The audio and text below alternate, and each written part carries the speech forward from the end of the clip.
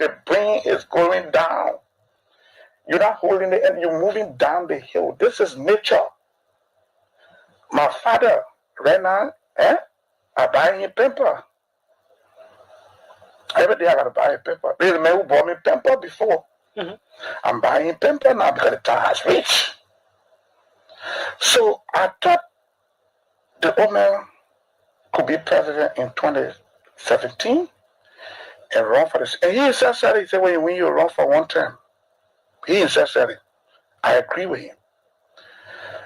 2023, no, I disagree. In my mind, he should rest. So I supported Joseph Boakai, knowing that by 2023 he'll be tired. Okay. Knowing that 2023 he'll be tired, he could have a good heart, everything good, but the brain is going down. You're not holding it and you're moving down the hill. This is nature. My father, right now, I buy him paper. Every day I gotta buy a paper. There's a man who bought me paper before. I'm buying paper now because the time has reached. So I thought the old man could be president in 2017 and run for this. And he insisted, he said, when you run for one term, he insisted. I agree with him. 2023, no, I disagree. In my mind, he should rest, find somebody else. I would not know if it's a wrong, but one thing that I was not able to accomplish that I wanted to accomplish was after the war, the Liberian people elected me. And in fact, the Liberian people elected from Washington, then, even if I were elected president, I would not take it. I'm not that guy. I'm not a coward. But I do believe that a good working relationship is essential for any president of Liberia, or that president will fail. I'm filled with a profound sense of gratitude and humility. It has been an honor and a privilege to serve as your president and commander-in-chief for the past 6 years. Together, in 2018, we embarked on a journey to build a united, peaceful, and prosperous Liberia. And I am deeply thankful for the trust and support you have bestowed upon me and my administration during my tenure. As we navigate the complexity of governance, your partnership was instrumental in the development and implementation of policies and programs that aim to bring progress and development to our great nation. Reflecting on the accomplishment of these 6 years, let me tell you that I am proud of what we have achieved together. We have built roads, supported free wires and free tuition at high schools and public universities, stabilized the macroeconomic challenges we face in 2018, built hundreds of pro-poor housing units, and achieved on so many fronts that we are able to list here today. However, I acknowledge that there is always room for improvement, and perhaps more could have been done under different circumstances. Regrettably, some of the long-term projects we initiated did not reach completion during my tenure.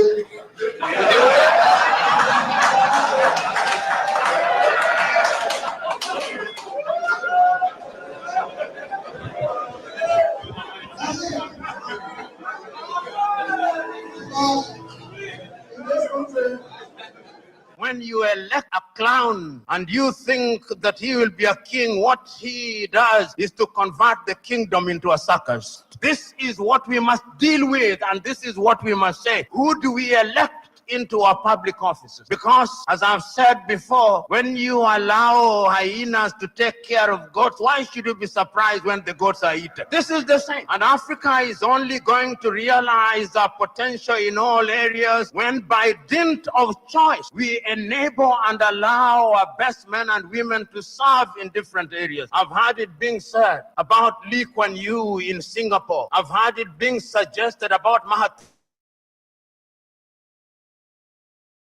heard it being said about other countries, but there was a conscious decision on the part of those individuals and the followership. We always talk about leaders, but we never talk about the followers. The followers must also style up. Africans on average are for some reason attracted to thieves. Africans are for some reason attracted to men and women who cannot serve her. And when they are not served, then they complain. When Africans are told, choose you now whom we shall release, Jesus of Nazareth or Barabbas, they say, release Barabbas. And when Barabbas behaves like Barabbas, they say, why are you not behaving like Christ? It cannot be done. In May of 2001, signed a second of two executive orders, number 13213, Defense Exhibit D310, in which it was stated, and I quote, the government of Liberia's complicity in the RUF's illicit trade in diamonds and its other forms of support for the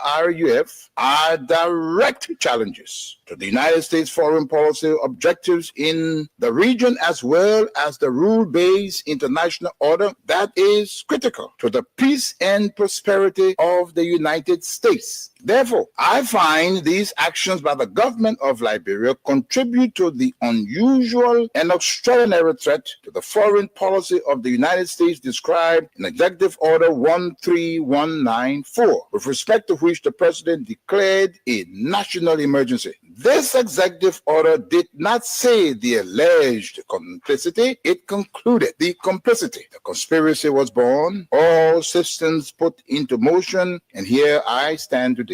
I never stood a chance. This is the broader contextual matrix that regrettably did not and still has not seen the light of day in these proceedings, despite the gallant efforts by the defense to unearth and reveal the contextual framework behind the charges against me. Now, with the two executive orders, the dogs were let out, so to speak. What followed was a dispatch of the attack pack led by Lieutenant Colonel David Crane, Defense Intelligence 30 years prosecutor. He, Crane, unlawfully unsealed the court's sealed indictment to his handlers, senior U.S. government officials at the U.S. Embassy in Freetown, and was never held to account. The rest of the operational team are Colonel Brandon Hollis, Defense Intelligence, Femi Fani-Kayode, Press Secretary to President Obasanjo, the Nigerian head of state, who was with him in Washington when President George W. Bush promised, and I quote, to bring Nigeria to its knees if Taylor was not turned over to the special court. And what happened? Obasanjo buckled and capitulated. Now, this demonstrates the significant pressure that was brought to bear on President Obasanjo, irrespective of his personal and leadership obligations to the West African sub-region. And therein lies the dilemma for current African heads of state and government, but how to enter into binding commitments and obligations with the African pairs and remain steadfast, resolute, and unyielding in their fidelity to those agreements in the face of such unrelenting and punishing pressure from powerful Western leaders. Where you at? Where you at? Working for your slumber, stop slipping. Whip your hands, whip your hands, whip your hands, whip your. Come on, come on, come on. I know y'all sleeping now. Y'all gotta whip us more, yeah? Okay, let's go.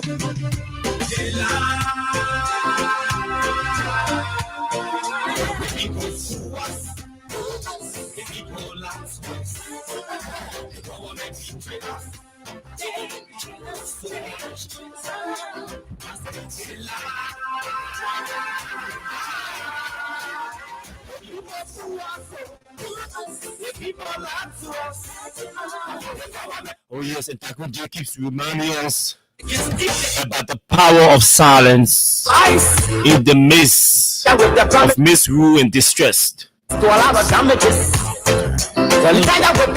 When individuals who are supposed to stay on the fence, not watching the oppressors oppress the people, but engaging the oppressors from the top, decide to go into silence, leaving a few of you to face the terror.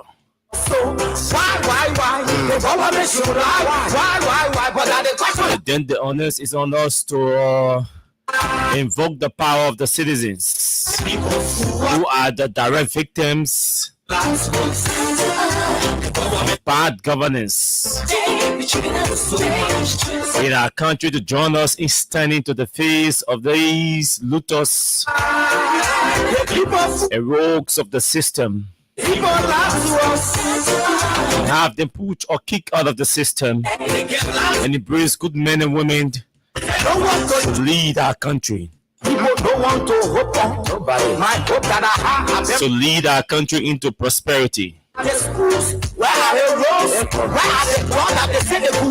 But we have to do it with care because Napoleon Bonaparte said we should never interrupt our opponents when they are making mistakes. Let them make the mistakes and hold them to the mistake. That they will have no chance, no space at all to make a comeback. Let me say a very, very pleasant good evening to all of you across the country. Good morning, good afternoon, good evening to those of you in the diaspora, our friends, our fans, our followers, our critics, and even those of you who do not like the things we say and the way we see them. It's good to have all of you joining us tonight on Freedom Heart Talk. This is 87.9. This is Freedom FM. And we are broadcasting live to you from the nation's capital in Monrovia. My name is Austin Kawa. I am your usual host. Tonight, we have a lot of issues to engage. The Liberia Medicines and Health Product Regulatory Authority, MHR for short, it's becoming a nasty place. And it's time that we say enough is enough. We have to look and dig deeper into the LMHRA. You screw us, you use us, and later on abuse us. So why people tired with their rhetoric? The Ministry of Commerce is another nasty place that has been destroyed under the new Minister of Commerce, Madeline Dagase. Crying for hunger. Look. Your vision and your mission, your intention to that nation is poor. You got nothing to show. And it's time that we expand our engagements within the Ministry of Commerce and Industry. The woman wants to spend over $500,000 just on 1 month left in the budget year or the fiscal year. How is that possible? Procurement processes are being violated and bypassed. Minister of Finance is refusing to sign a resolution. She said, I will still go ahead to implement the resolution. Members of the board are saying, no, we did not authorize our representatives to sign. We only told them to represent us. Dagasa said, no, I don't care. I am going to spend this over $400,000+. If the budget year wants to end, that is business. If it does not want to end, our business. I'm spending the money. We tired with the promises that let us do our damages. So I've been hearing people talking about this 200 million thing from ArcelorMittal. Tonight I think we're going to spend some time talking about that, because we hear big monies, we talk big monies, but time to spend the big monies, we don't see the impact that these monies will have on the lives of the people. It is important that we begin to caution the people as they are hearing these big monies coming in from this from ArcelorMittal, especially the affected counties. We need to caution them to hold their leaders, to begin to hold their leaders' feet to the fire. If they do not do so, at the end of the day, the company is going to take the blame or the responsibility. Now the company is paying her money. Everybody is talking about it. Tomorrow the government will go use the money for to do their own thing. Don't got nothing. And then the pressure from the people will go to the company since the company is operating right in their area, in their communities. Then the government will sit down and relax. So let's have some conversation tonight about that $200 million, especially for those of you in Bassa, Bank, and Lima.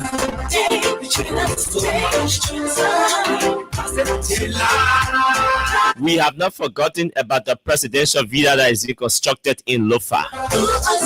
We have not forgotten, and we will say something about it tonight again.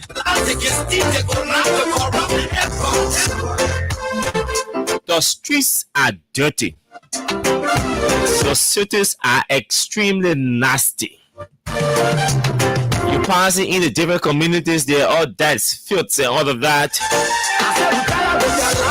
The government is doing nothing. The indebtedness has swallowed the government by itself, and so nothing can be done. We saw it frustrate us. So why does you lie? Why does you? These are many issues we're talking about tonight. But we have your 15 minutes, sorry, your 10 minutes allotted to you. You will start the show tonight, like we said. So everything that is on your mind, you will talk about it. You will talk about them for 10 minutes. And then we can move into our discussions. This is a new format. And this is happening on the recommendation of one of our fans. This show is proudly sponsored by Cram Stepper Liberia of Omen Samsaya. Very shortly, we'll take a walk from our sponsor, Cram Stepper Liberia. When we come back, we recognize and welcome all of you who are joining us tonight. And then we'll move to the telephone lines to pick calls and speak with those of you, with all of you who may want to call in. This break, and this break.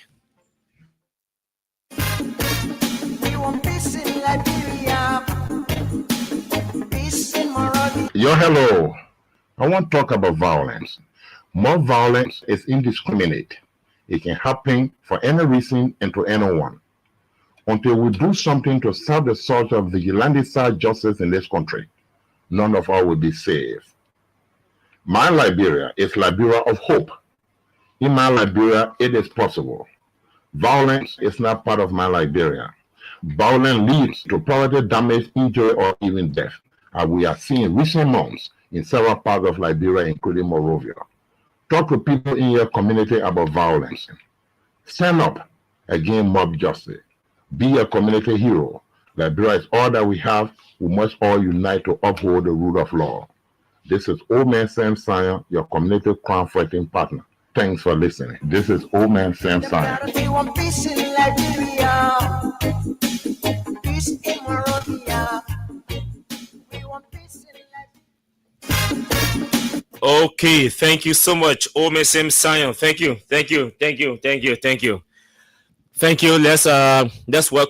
Let's welcome you, those of you who are joining us tonight on the show. It's good to have all of you joining us and watching with us, listening to us.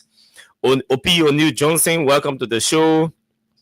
Dagose Medsa is joining from Grand Cape Mount County. Mohammed Balo has joined us. Phoenicia's Junior Bai is following as well. Madiu Fofana has joined us. Marco Wama is joining tonight. Jerry Sin Tukpa has joined us. Neto M. Jabadia has joined us.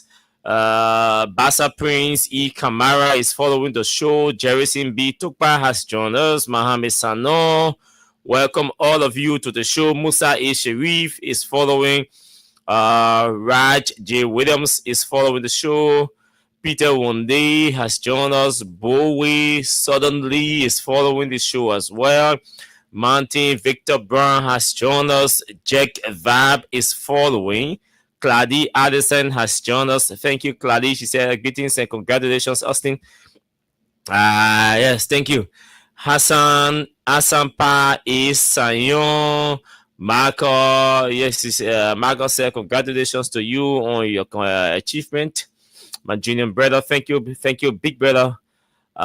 Stephen Fana has joined us tonight. Let's see. God's help, the chairman of Freedom FM Fan Club. Welcome to the show, Darlington Yanti. Welcome to the show, Jeremiah Fa. Duete. Thank you, Duete. Emmanuel Tawi is joining tonight from the US. Thanks to all of you. A lot to talk about. But like we said, there was a suggestion last week that we set aside time for people for our audience to call in, to start the show, to call in and say what's on their minds and all of that. And so we've reviewed that and we have accepted that. So it begins tonight. So we are going to allot 10 minutes. Open the telephone lines to have you say what you want to say. All of that, especially so the day has concluded. I'm sure all of you had your different encounters today, and you may want to talk about it. So yes, we'll allot the 10 minutes. Actually, it's going to be 15 minutes moving forward, beginning tomorrow. But tonight is 10 minutes, and then we can move into something else. So it means we have to adjust the time for the teaser and all of that. So we make more time to talk. The weekend, I don't know. I know you tell me how was your weekend when we opened the telephone lines, but mine was tiring. It was exhaustive, extremely exhaustive, and I'm sure you already know. Friday, what it was, the graduation. Oh, that place. I wanted to go back to AMU to do my master program, but that kind of venue there, the thing I experienced on Friday, I'm not too sure I want to go back. What?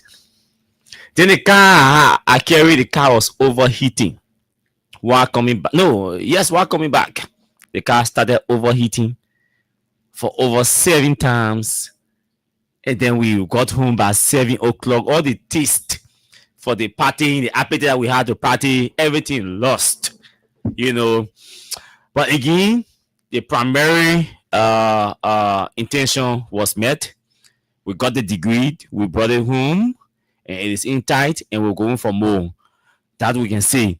And so I'd like to say thanks to all of you, and all of you who play a different role, all of you who reach out through different means, those of you who contributed. There are some people who come in, send me a mobile money number.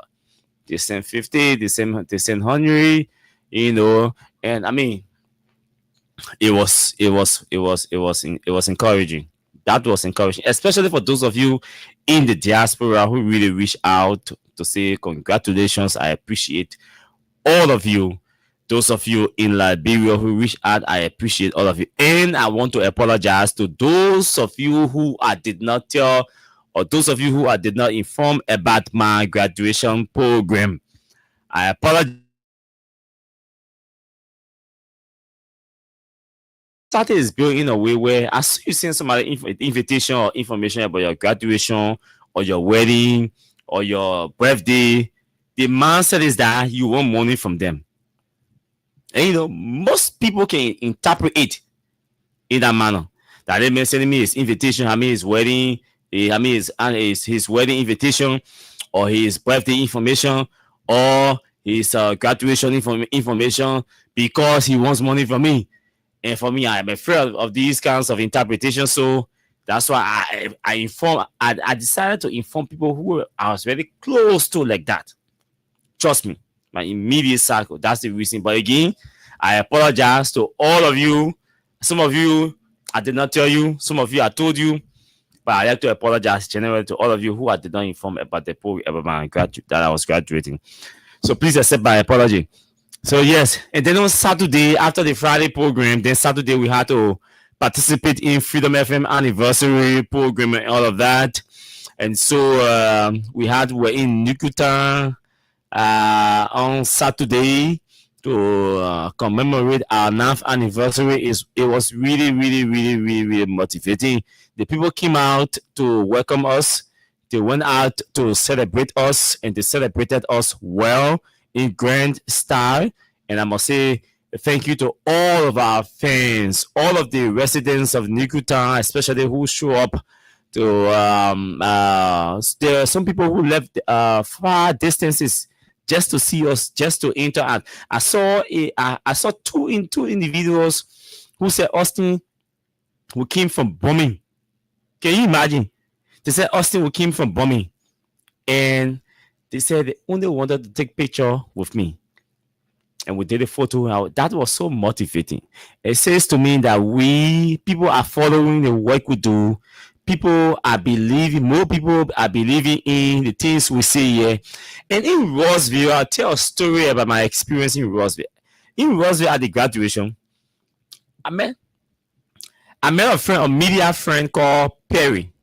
I don't know where he works now, but he used to work with Power FM. And Perry, after the graduation ceremony, we were exiting. Perry came to me and said, "My man, Kawa, there's an old man here who have been waiting for the last 3 hours. He said he heard that you are graduating and he wants to see you. And he also wants his family to see you." And initially I was skeptical. Later on I said, "Oh, okay, it's okay, let's go." So I went and met the fellow, and he took me to a small town. And the people came outside. He tried moving from place to place, calling everybody. The people came outside to interact with us, and we took some photos and all of that. And they were extremely excited to have seen me. Imagine somebody waiting for you for 2-3 hours.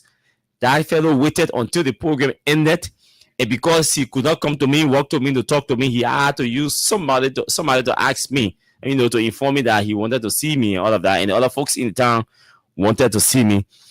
And we interacted with those people in Rossville. These are cherished moments. These are moments that we cherish. We don't want the millions. But the fact that the ordinary people, those are the real people we are working for. The real human beings while we are on radio. They are the ones. Those people in the towns and villages and the slum communities who do not have access to the authorities to force out their anger, to force out their disappointment, their problems. They are the real reason. So when we see these people coming around, leaving from Tottenham Break just to talk to us or see us, people leaving from District 10 and other places just to see us, people sitting waiting 2 hours, 3 hours just to interact with us and take pictures with us, this brings or it gives us pride. And we are deeply humbled by these different things, these different expressions that come from the people whom we deeply care about, the people whom we deeply concerned about, the people whom we've decided to risk our everything for. They are showing us appreciation on a daily basis, and we are extremely grateful. We are gratified by these expressions we receive every day on a daily basis from people. I got another call today from an individual who said he's getting married next year. Imagine, wait, next year the fellow said he's getting married, but he called me to ask me to please be at his wedding. And he wants me to get other people who are connected to the radio station to be at his wedding next year. He wants the Freedom FM family to be at his wedding next year. And he mentioned Man City, by the way. He said I should please also inform Man City and convince her to go to his wedding next year. And I told him, let's keep talking, keep reminding us. I'll communicate the information with the manager of the station, Oliver, and I'm sure we're going to try by all means to be at that wedding next year. This is the level, the strength of the impact we're making in the lives of the ordinary people. Not the elite, the ordinary people. So these, like I said, these are expressions that motivate us to continue doing more, because we know that the people's interest is being protected.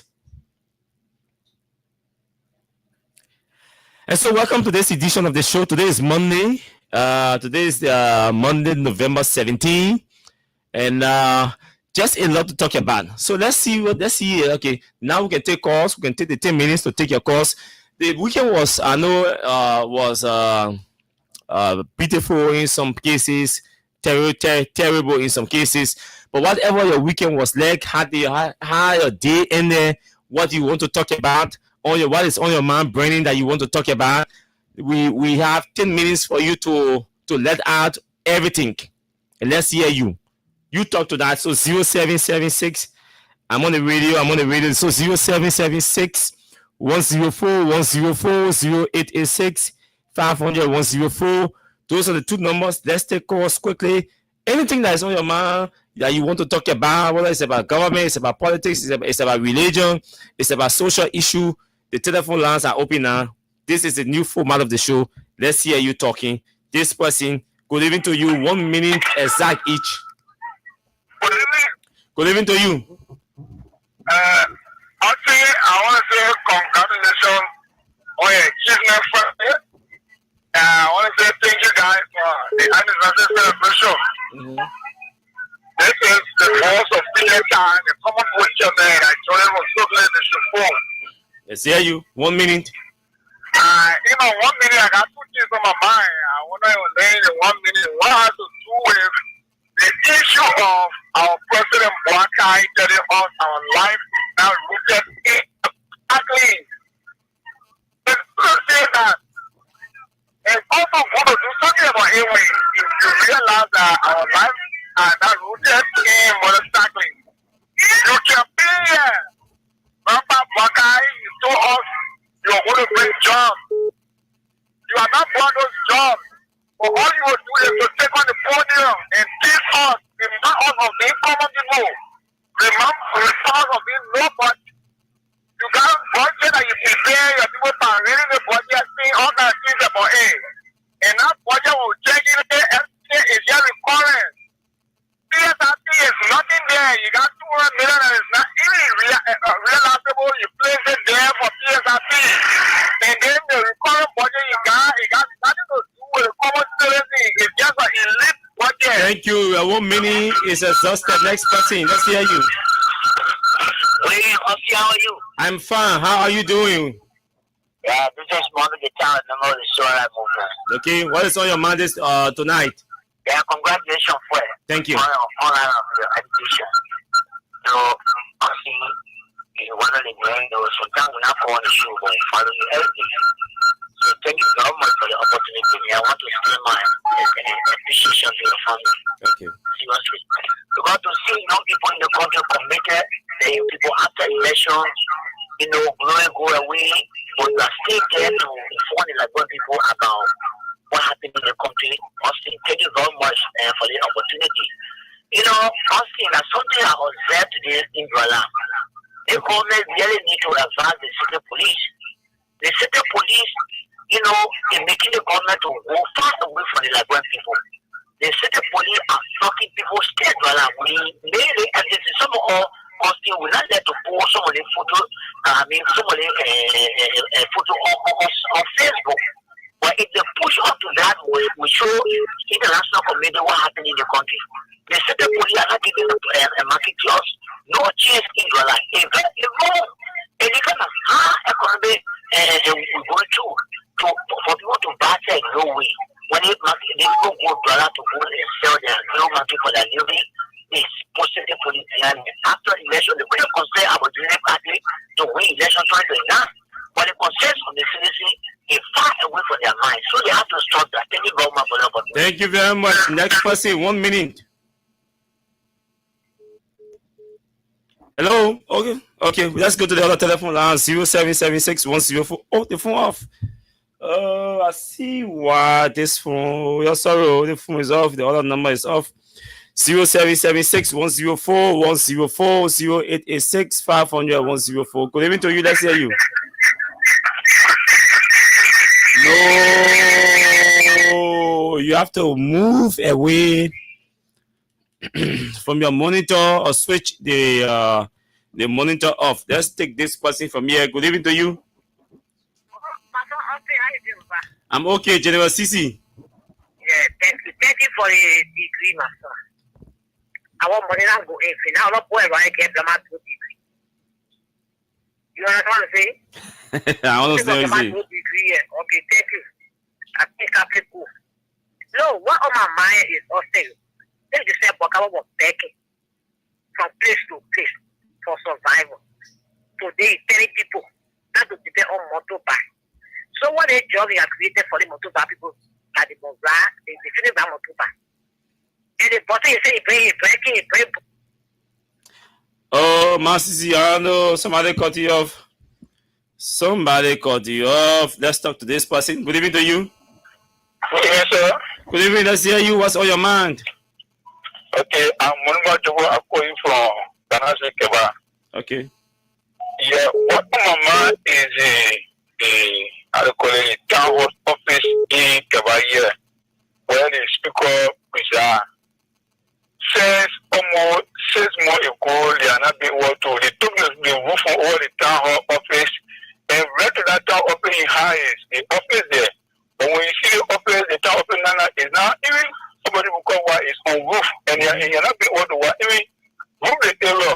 So I don't know what they will have a district where we have the speaker officer and then the town hall in a particular area office now operating. So it's very paining my heart if we have people that are listening to the million, listening to the FM. We want them to come and see the place because it's very bad to have a district office where you have the speaker who have the higher money allocated in. So you said the district office. The district office is now roof, right? It's not roof. It's on roof. It's embarrassing. Very embarrassing. So I will reach out. I will communicate your message to him via this video, via one of his staffers, and see whether they will take action soon. Okay, we do. Thank you very much. Next person, 1 minute. Let's hear what's on your mind. Good evening, my brother. Let's hear you. Yeah, congratulations to you guys. Thank you. Yeah, thank you guys. Yes, that's in the will. Thank you. This is skill. So I have an issue. And that issue is that I can be part of an issue and be a regular caller and be referred to someone general. You're general on the show. If you want to refer to someone general, that should be the person referring to a general. That's my whole issue. I come again. I didn't get you. I said I cannot be an added follower and a contributor to the show. You refer to somebody as general, please don't do so. But you didn't call an email. This is Hussein. Oh, Hussein. Oh, Hussein said you should be the general in that Masisi. No, I'm calling you because you won't put me in this situation. Oh, you scared you won't be general yet, friend? Okay. Thank you, Hussein, and I congratulate you guys, man. You're the assistant well. Thank you. Yeah, I appreciate it, guys. Thank you, man. Next person, let's hear you. What's on your mind? Let's hear you. Go ahead. Banjo community, go ahead. Yeah, my brother, I want to ask a question. What is the work your welcome code? The welcome code? Yeah. What is the work of it? No, it's where the welcome code. Oh, where is it? That's all question by for JMBO. Because we are my you are praying for preachers into down. So the whole work of God, we preachers are living on the top of welcome code. The one is not taking a break. The only thing you need for work. And secondly, my brother, hello? Yes, you laugh. Just conclude your 1 minute. Yeah, and secondly, I want to know the real police on the street. I don't want to know the real police. I want to beg a common to the only way they can around the go ahead. If you find the Ghana police man, you can you central. I want to go the many one of police, the working power, the spectrum, one of the real police on the street, the very kick out of my brother. So, no matter you don't get some of the movie of your fighting for ourselves, fighting with the fighting money. And if you don't do, we're going in the morning, we pray in a police now. Look at police member be our prayer praying. Police member be our prayer praying. We're going to street police member now. What's going to put you living in my prayer? Oh, that's the control. That's Liberia for. You enter in really. Really, just a police killing me. I'm not the police over tuning really out, Bala. They can be plenty. brother, if you tell my picking, can't go there, go show me who are in police. The people are in police are you there, sorry, everything. You see PSU, you see ERU, you see EPS, you don't know. The CEO for how to call it, I'm a papi. I'm just saying I can call him a papi. Don't call me. Don't call me. I'm calling you on the minimum. The more you see, the more the man you see, you're not a son yet. I said, you don't know the one in the minute. I said, when you hear the more you tell me, right, you see what, but we got so many shots. Can you imagine when you go on the chat with West Bear, whatever Pepe sharing? Well, West Bear? I said West Bear. I will not call him, but there's a woman in Bear there. He got so money, she fat. She just want to wait there on wait. And then I again. She just going to come on the shop there. I said, people can carry West Bear to go to police or Jumbo. I come back there. That was one of or one couple of you know, some how on the farm come out the level to you know, one of the power. What's on? What the fuck is that about? So what is talking?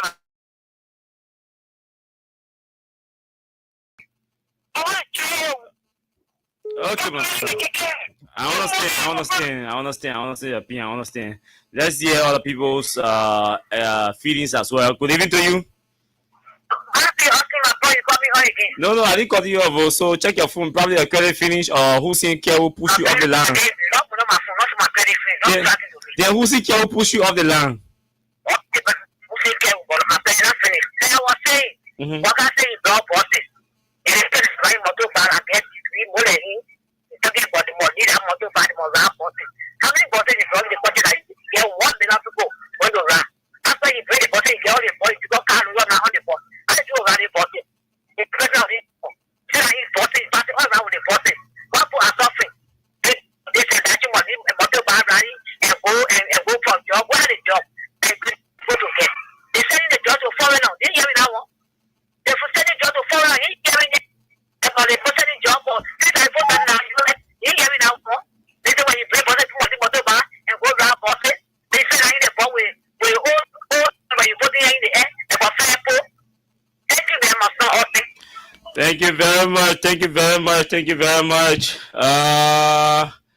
Let me play you this song from this song by Sam Ajivon, and then we can move into our real political discussions tonight.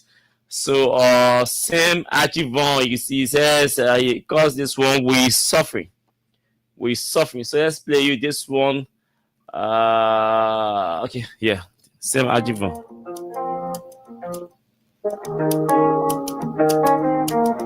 Them boys end this down.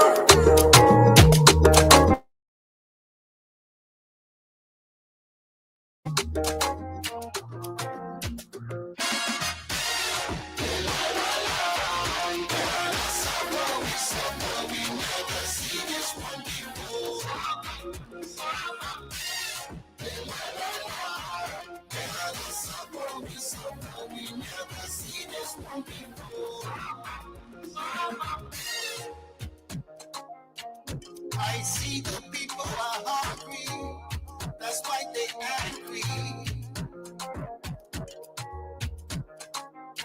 I see people are hungry, that's why they complaining. The children up and down the streets, empty bowls and tired feet. The system blind, but we must speak. The fuckers dying on the meat. What's the promise you promise us? You don't care, you just spreading lies. They lie. They're all that suffer, we suffer. We never see this one before. Oh yes, he says all the suffer, we never see the one before.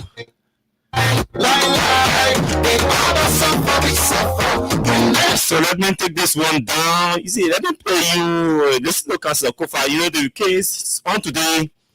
The case involving Councillor Kofa, Dixie, Sibo, Abu Kamara, and Jacob Debbie started today officially, and so the indictment was read to before Councillor Kofa and the rest of his colleagues today, and they pleaded not guilty.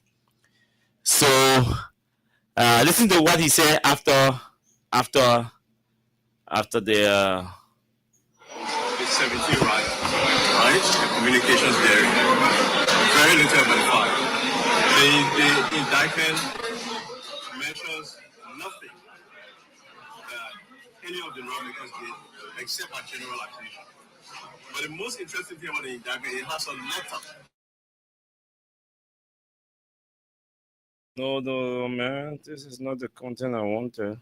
Okay. To admit, I said this before, I was saying to you again all the time. It's common sense.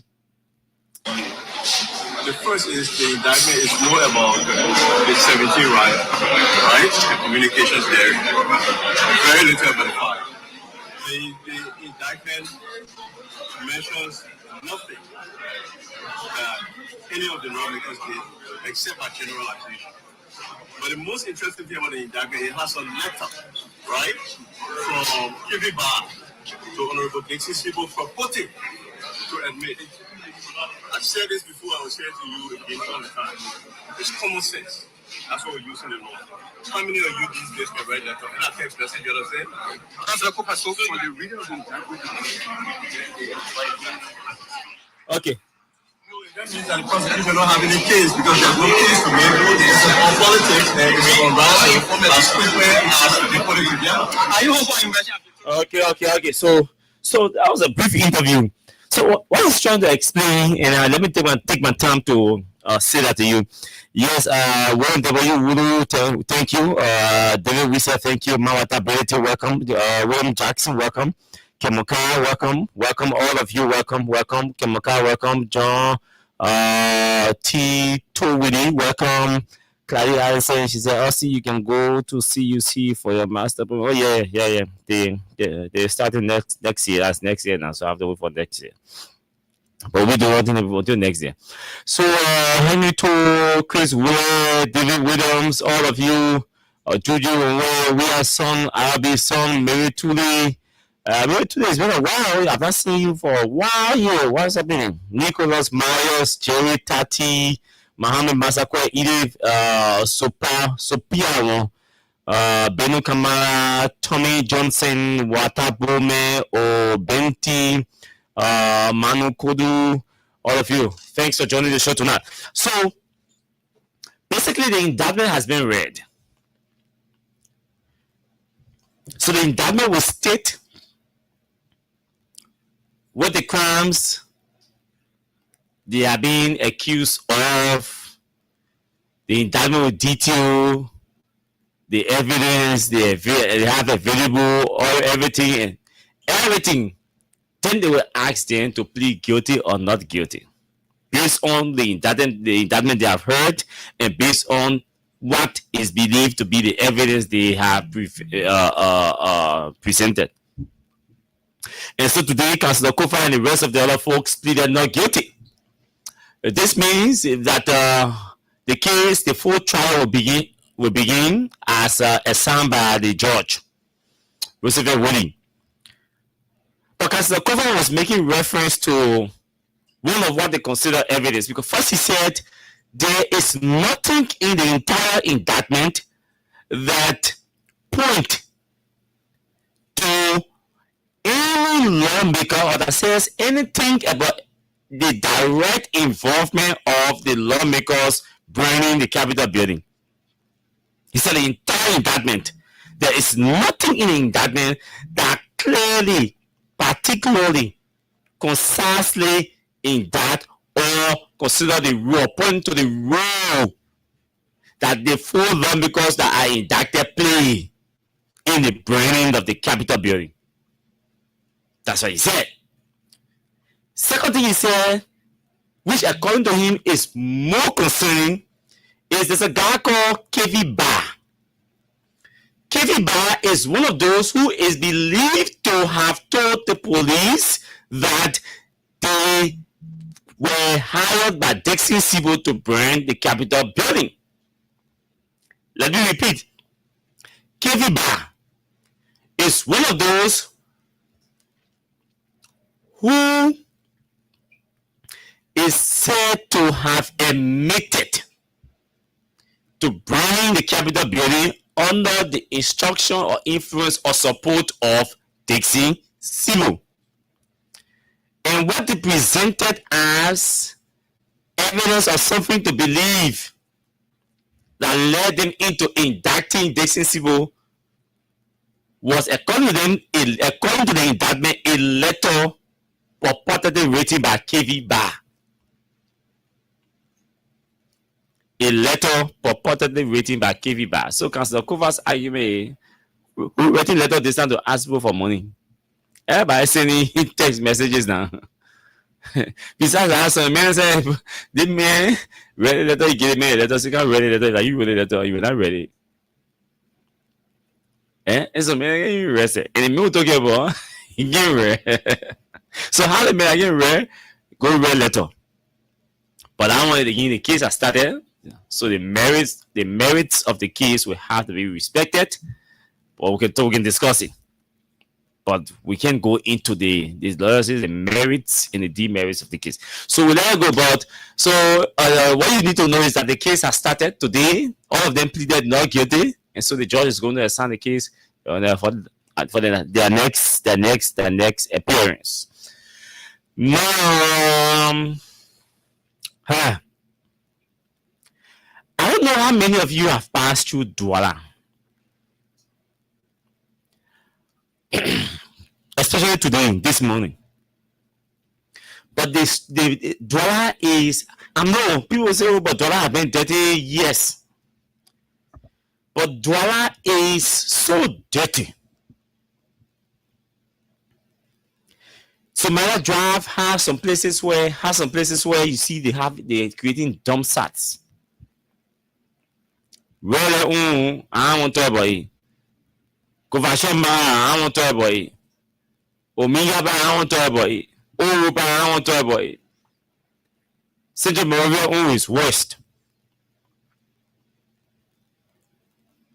2 years running, the government has not created any program, any sanitation program, nothing at all to plead to address the dirtiness in our streets. Is there's nothing in the West agenda that considers sanitation and hygiene. 2 years, the educated folks, the well-connected individuals have been unable to attract a single donor funding or support to clean the streets. Please say, I ain't gonna talk about it. So where are these guys? The question is, what are they doing? What are they doing? Where is the education the city claim to have the experience, the connection? The capital city is dirty. It stinks, it smells, it's filthy. Extremely nasty. And we call that a capital city.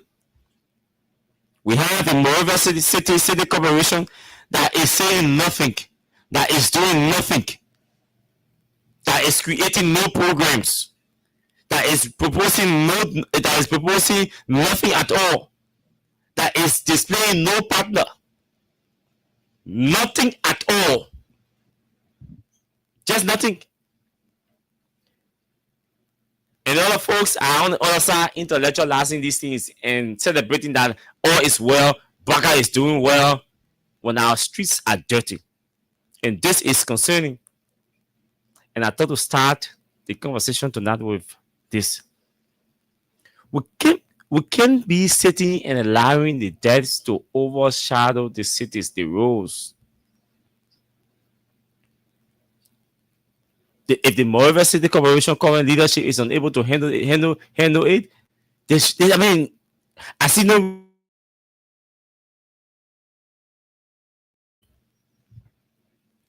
The mayor is already not performing. Then the city is dirty already. Then he has multiple corruption allegations on his head. Multiple corruption allegations hanging on him, and the city is dirty. So the city corporation does not have money to clean the city, but he has money to steal. He doesn't have money to clean Morovia, but he has money to steal. And like I said, this is concerning. You can pass all around major places, major routes. Using major routes, they are all dirty. The smells. The smells.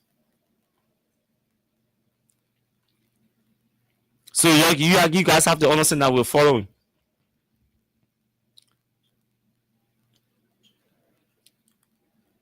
You see,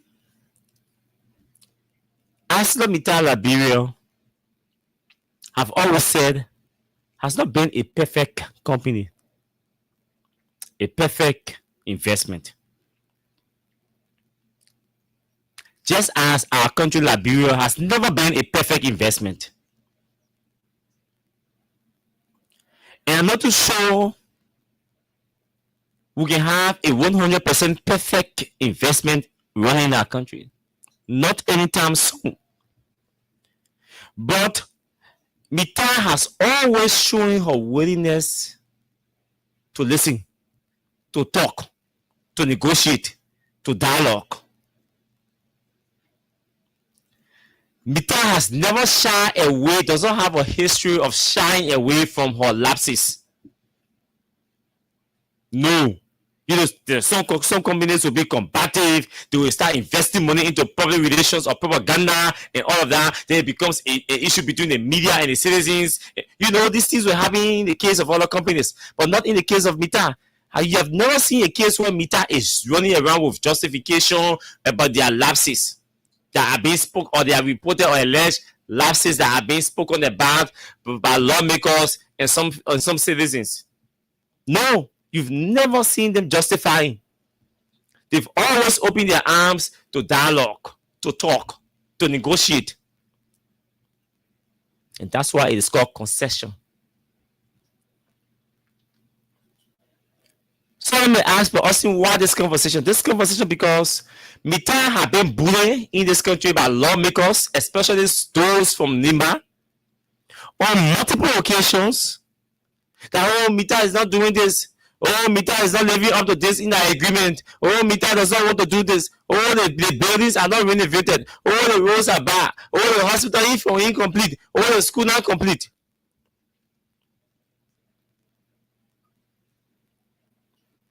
Then somebody asked, well, oh, how come these things are not completed? I thought these things are in the agreement, and the agreement is subject to review after every 5 years. So, review after every 5 years. It's supposed to be subject to review, meaning call them back, let's review Mittal's performance and identify their lapses, their achievements, and then sit down and have a conversation how we can get them to commit. We can get them to commit to living up to their commitment in the agreement.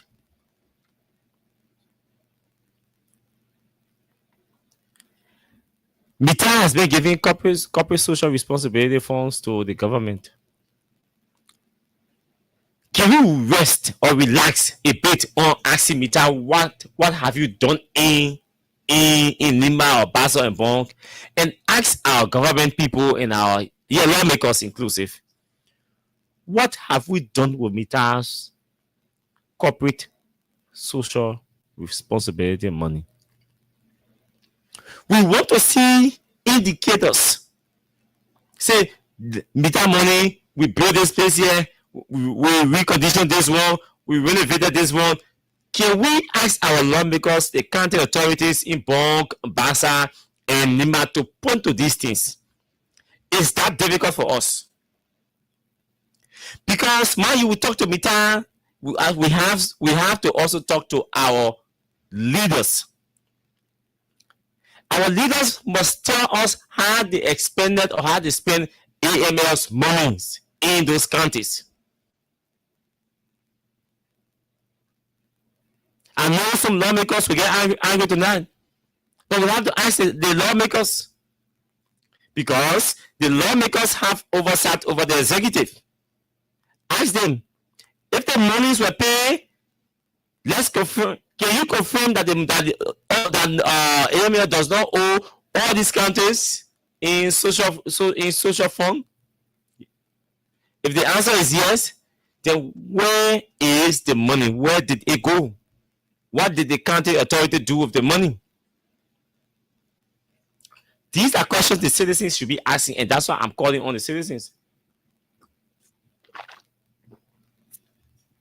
Before you beat on Mita for doing, for according to you, not living up to her agreement, which I don't think that's the case, let's ask, can we ask our leaders, can we ask the county authorities, what have we done with AML's money that they pay to the county? Especially my brothers and sisters from Nimba. Because most of the noise you hear about Mita Bene, they're not Basa. They're not a Bronk. They're Nimba. Nimba is causing the largest noise in the country. Oh, Mita is not doing this. Oh, Mita is not doing this. Okay, let's identify what Mita has done and what they have not done. How much they have paid to Nimba County or Bronk or Basa? How did Bronk, Basa, and Nimba spend the money? Can we have our leaders to answer these questions? Bronk County people, Grand Basa people, Nimba people, can we have our leaders? Can we organize these different citizen movements and these different citizen pressure groups to in the county to ask our leaders to compel them to answer these questions? How have they spent the monies that Mita have been giving all of the counties over the years? Can we ask them? Is it difficult to ask them? Why are they not talking? Why are they not telling us where did they spend Mita money? $1.2 million ain't no joke. And this money have been coming for years since Mita operation. If initially it was less than 1 million, 1.2. Mita increased to 1.5. I think for Nimba, Basa, and Bonk. Where is the money going? Where are the lawmakers spending the money? Sorry, the county authorities. Where are they spending the money? Where are the projects they are initiating under the under Mita's package? I know for example in Bonk County, the Bonk Technical College is still lying in ruin. I know the Grand Bassa Community College is still struggling. I don't know how far they've gone with that bridge leading to the college. But Mita is paying millions to those two counties. And they cannot complete a single project. Because the essence of the corporate social session areas or the operational area, the host counties, they say for operating in your county, this is what we are going to give you every year. Where is that money?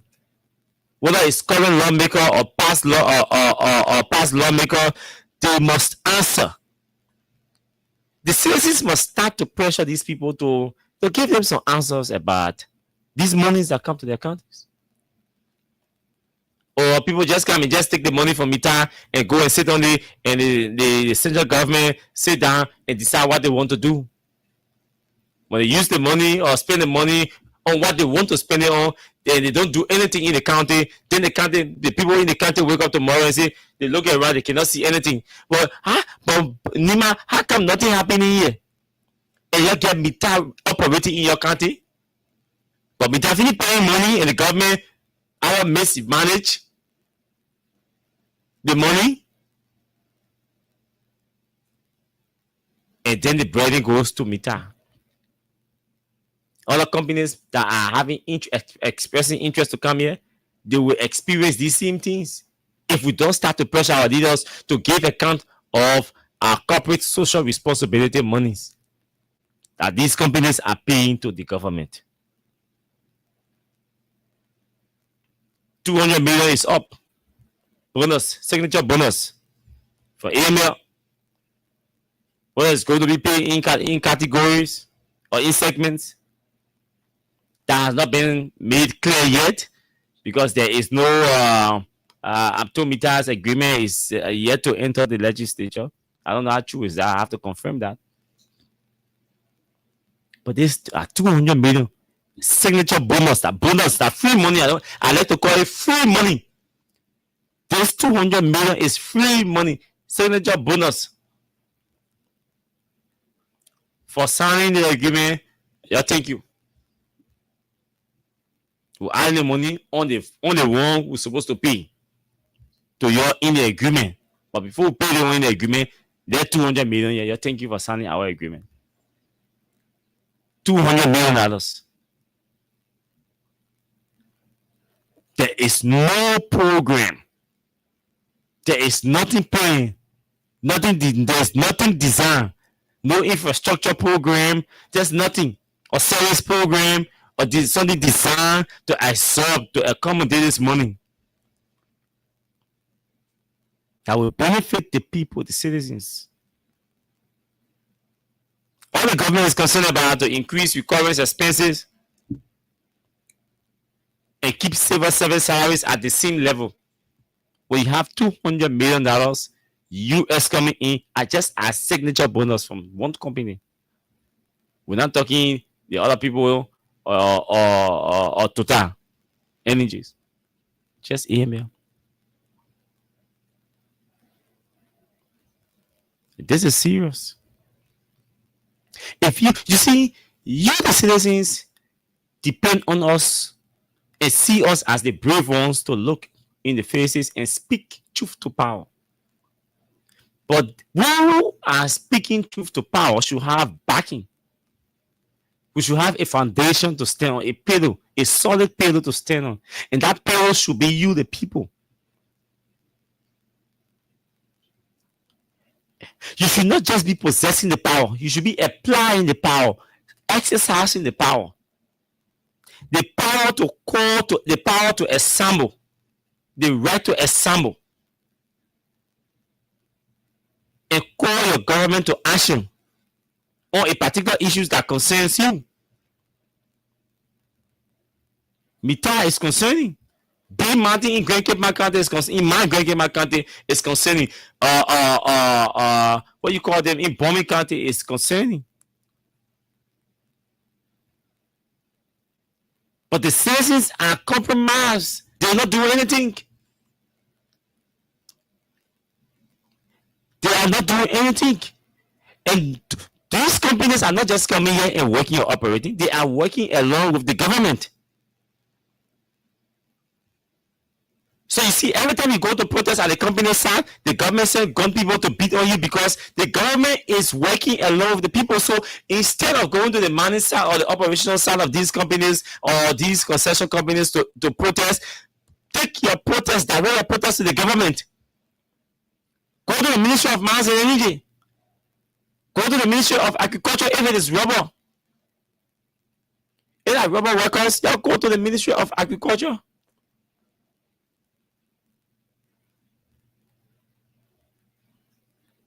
Or Bureau of Concessions, or Investment Commission. Just go there and protest. If you think your concession is not working for you, go to the government and regulator. Go to the regulator and protest. Because every time you go to these concession companies to protest, your lawmakers use your protest to go and have meetings with these concession companies, sit down there, drink tea, or coffee, have fun, take their packages, their financial packages, and come back and do nothing. Go to the Ministry of Labor, protest there. Those are the places you all should be protesting. Not at the company's concession side. Because if these companies were not living up or coordinating or working with the government will not be sending armed police officers to kill you when you decide to protest at the concession sites. Simple reasoning. Send the government came to King George to kill her. Next time we want to protest, we're going to Mines and Energy. When the pressure is on the government, trust me, the government will pressure the companies to do the right thing. But when you take the pressure from the government, you put it on the company, You give the government a chance to come after you. You gave them the reason to come after you because they will go to your protesting site at a particular concession place and say, gentlemen, if you guys have issue, you'll come to us. If that labor issue, you'll go to the Ministry of Labor. If that licensing issue, you'll go to the Ministry of Mines and Energy. If that payment issue, you'll go to the Ministry of Finance. That's what they will tell you. If the collective bargaining issue, they will tell you go to the Bureau of Concessions. That's what they will tell you. So instead of going down there to the concession side, you go to your government.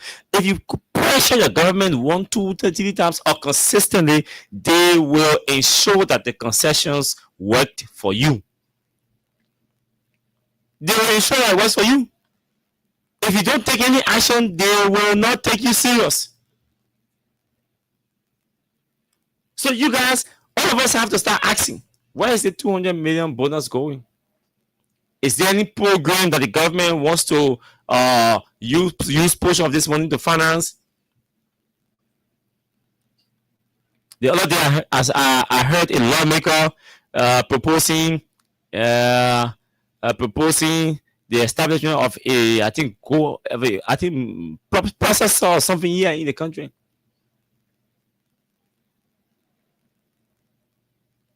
That's a good idea. Do we have a plan? Do we have a program that we're working on to see how much it's going to cost us? And the same money can be, portion of this money can be used or could be used to build some of these infrastructures here. And I told one of my colleagues from the Ministry of Finance, like, Jane, you have your budget was around 800 million. And you could still do an 800 million budget and work within it, and it will still work for the people, depending on how you shift how you spend the money. Ask me that 200 million signature bonus money. That is a good amount to invest in this country, to invest either in agriculture or invest it in building a furniture factory to manufacture your own furniture. And the guy said, yes, this is a good idea, but how can we communicate and convince our big people to listen? Because every time we complain that we do not have money, now you have a $200 million from ArcelorMittal coming in, and you want to raise a budget. That's waste. You can invest that money into building a factory that will produce or manufacture your furniture here, your wood, your log into finished goods. You use some here and export some. We have good capitals here. You could use some portion of that money, go and set up a whole factory. We're in Babolo or in Bomi. We're in someone in Bomi, set up a whole factory there. And build a war room. Your showrooms. And your log will still ready. Yeah. You go for all those yellow machines to bring it in the country. I say, my man, it's useless. Those yellow machines you're going for, yes, you can bring fuel. The other ones go for technology, molding machines, molding furniture making machines, molding ones, heavy duty ones too, that can break those logs down into wood, plywoods and things. They got machines that when you put a log, it slide the log into it will separate it, cut them into 4, 5, 6, 7 pieces. Bring the machines here. You don't have to export your logs. Why are we exporting our logs in 2025 when we can build our own factory here and manufacture them and process them into finished goods, produce our own furniture here and buy them right here and export some? Or say our log too plenty, let's export 40% and we found 40% or 60% in our country. We have $200 million to make decision. Real decision that will affect, that will drive growth. That 200 million we're talking about here, you can tell me 200 million cannot build a factory owned by Liberia. You can build your own factory. The same means you're going to go and get all those yellow machines from China. Go for those technology. Real technological machines. Wood processors. Wood making, furniture making machines. The designs, all these different machines that can design the chairs, the bed, and everything. They have all these machines that people are no longer using their hand to be scraping, to be cutting a wool, to design a bed, design a chair, or design a sling, or design. No, nobody using hand or chainsaw to design wood or design bed, chair. They got all these machines already made. They got the cutters. All the cutters, they have machines. Some are chargeable, some using current, everything. You got the whole drawing board set. I know somebody in Brovio, some guys from Freetown, they are working there. They have all their machines. You go to use it. They got modern chainsaw, everything to design their bed. Nobody using their hand, cut their day. Oh, no. Why the government can invest in these things? Do you know what it is to even manufacture 40% produce 40% of your log right in this country? Set up a whole factory. A single Dublin and Chinese people can sit down and build water factory down there. What's about the government? What's about the government? But again, the people get sense, so we have to let them be. We have to allow them. Those of you from Lofa,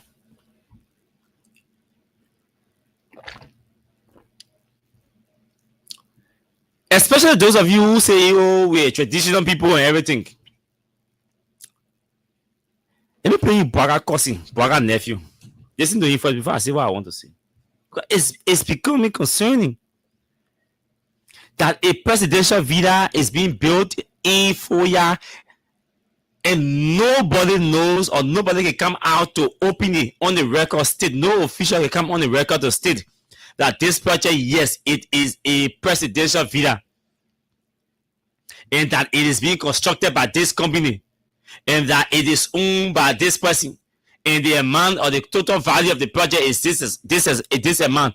You're telling me that nobody in the UP government can come out to say anything?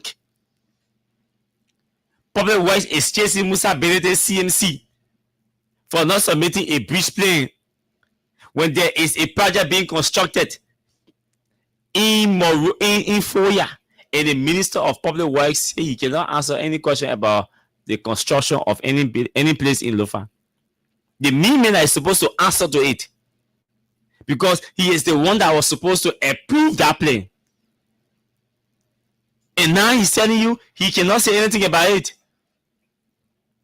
He cannot say anything about it because he does not want to get in trouble. Liberia is an interesting place. We are so brave and we illiterate in our bravery. Listen to Braga nephew. Braga dependable nephew. I hope I recorded it. You listen to Braga's dependable nephew. What he has to say. Listen.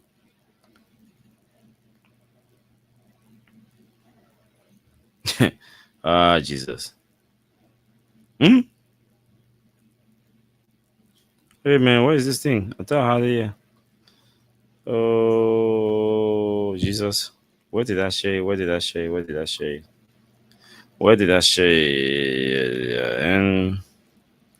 I share this thing? I didn't share it. Yeah. I thought I posted this thing in the chat room.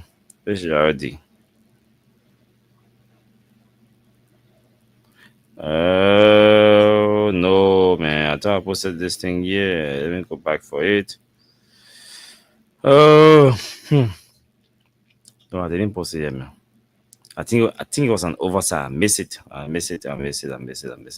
Okay. Yes. Let me get it from here. Okay, let me get it from right here. Where is she? Where the person who shared the thing with me is here? Okay. So listen to him. Yes, y'all listen to Braga nephew. Braga dependable nephew. Where is this? Okay. Okay, so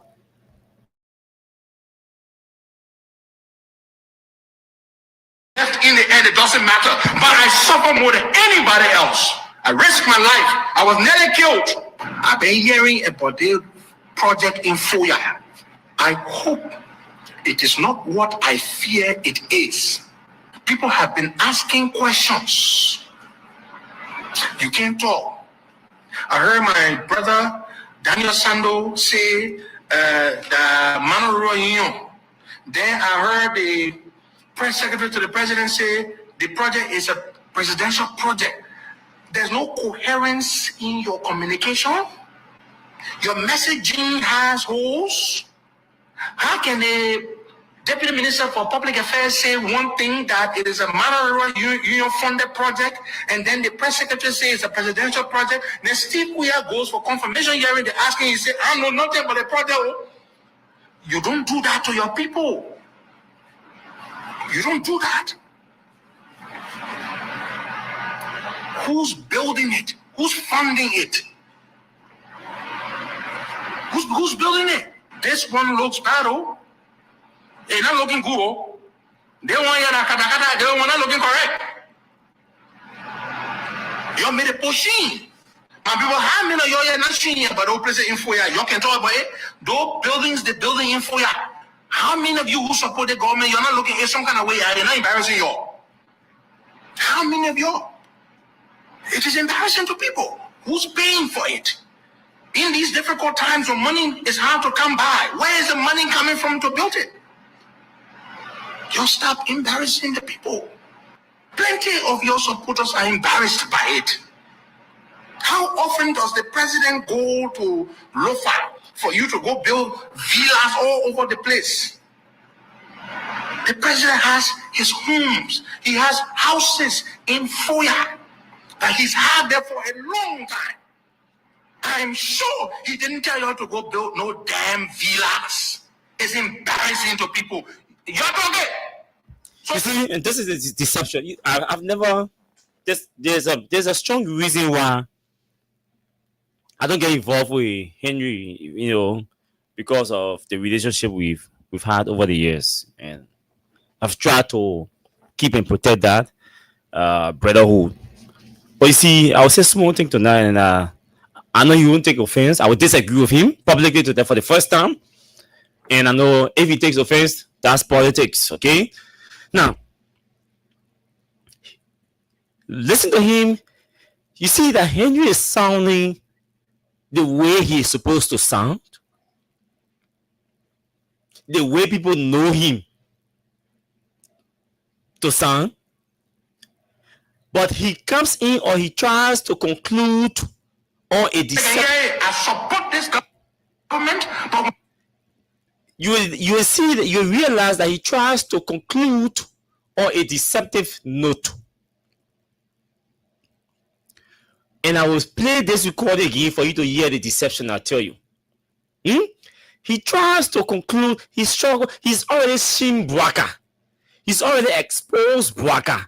He's already exposed the government. He's already chastised the government. He's already disappointed. He's already expressing. He's already expressing disappointment in the fact that they ran around about George Weah's project that he built, that he started building before even becoming president. They went around causing all the loudest noise in this country that George Weah started building his ABC project when he became president. That was part of their propaganda to make George Weah unpopular, to put him against the people. And to be told, the people did believe a huge portion of what they said about that project. Because little was said from those around the president about the project. After election, some of us got to know that the project even started before George Weah became president. After the election, when George Weah turned over, before some of us even got to know that we are obtained or acquired that project, that land, ever since, and that people even encroached on the land and that he waived it. It did not reclaim the portion that people encroached on. After election, we got to know all of these things. And people were around George Weah as president, never even bothered to give us this information. And the propaganda swell on Weah's government, and it was used for election, by election, and in the 2020 midterm senatorial election, and in the 2023 election. Today, they are still making reference to George Weah's ABC project. By that standard, it is expected, or it was expected, that if Bouaka comes to power, there will be no way that Bouaka will proceed to start building presidential villas and buying 1.2 million property on the highway. That is the standard that the UP folks set. That hey, George Weah built a home that he started building, or completed a home that he started building way before becoming president. But we use the propaganda and establish a standard that a president is not supposed to build a home when he is president. Now they are disgustingly embarrassed that Joe Bouaka has become so materialistic to the extent that he is buying property $2,500,000 before becoming president to upgrade his rehab home that was languishing in darkness and all of that, and that he is buying property on Arrow Road, and that he is going to Lofa and upgrading his properties in Lofa, and that he is building a presidential villa. He is embarrassed. UP folks are embarrassed. The followers, the real partisans, ordinary partisans of the CDC, the Mujahideen of the UP, the Mujahideen of the UP, they are all embarrassed by the fact that Joe Bouaka is building a presidential villa, and they were building it in secret. The secret has leaked, and they are all embarrassed to come out to admit that it is Joe Bouaka's project. Because to come out and publicly admit that it is Joe Bouaka's project will definitely confirm everything we say. They do not want the confirmation, but they are embarrassed. It is because they are embarrassed. It is because of the strength of the embarrassment that you see. Henry is coming out today to express his anger and his disappointment. But on a side note, he tries to conclude with deception. What is the deception in his statement? Listen to it. Something is bad, we will talk about it. It's embarrassing. What are you building villas for? The president is busy. How often does you see the deception? When you say when it is bad, we must talk it. But this one is bad. He said we must not talk it and shift the blame on somebody. The Bouaka lay baby boy wearing dapper.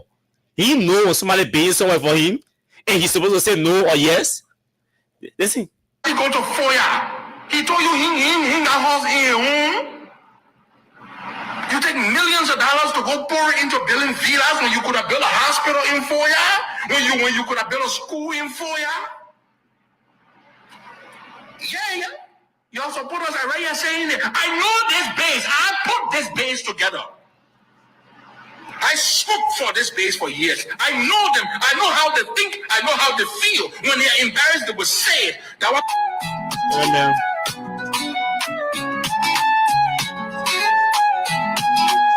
To say the Manoro Union. Then I heard the press secretary to the president embarrassing to people. You're talking. So they can hear it. I support this government, but when something is bad, we will talk about it. It's embarrassing. What are you building villas for? The president is busy. How often does he go to FOIA? He told you he got house in home. Why he didn't stop it? You take millions of dollars to go pour in. Since he has houses in his home, why did he not stop the project, Henry? This should be the conversation. No, this conversation is not about saying Kuya.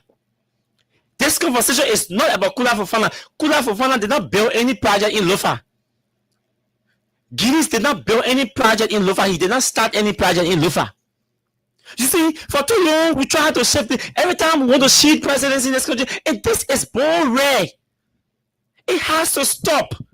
We can say we want to grow a system. We can say we want to develop our country when the leader is making mistake and want to shift the blame or the responsibility to his lieutenants. This is wrong. This is not leadership. It is wrong. And Henry, I'm disappointed in you to try to shift the blame to who?